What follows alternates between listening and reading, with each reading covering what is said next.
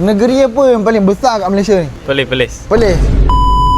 Malaysia merdeka tahun bila? 1957. 57. Siapa Perdana Menteri Malaysia yang pertama? Tunku Abdul Rahman. Tunku Abdul Rahman juga. Apakah negeri yang paling besar di Malaysia? Sarawak. Kalau ada yang nak diubah dah, apa yang you nak ubah dekat Malaysia ni? Ikan keli pistachio. Ikan kelip stasiun tu? Jangan dipistachio kan, dikunyitkan. Ada berapa negeri dalam Malaysia? 13. Siapa ialah bapa kemerdekaan Malaysia? Tunku Abdul Rahman. Sebut 3 makanan yang paling famous dekat dalam Malaysia. Laksa Sarawak, nasi lemak, nasi kerabu. Apa maksud merdeka? Kebebasan.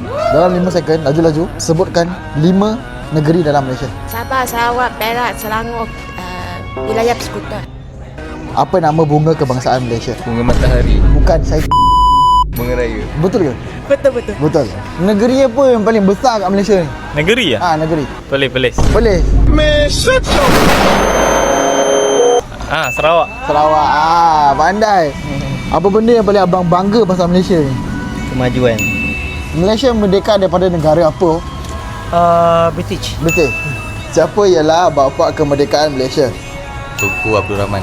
Apa maksud warna kuning dekat jalur gemilang kita?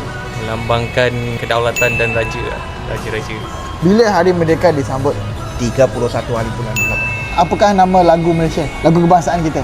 Negaraku. Apa nama bunga kebangsaan kita? Bunga raya. Padamu ku setia.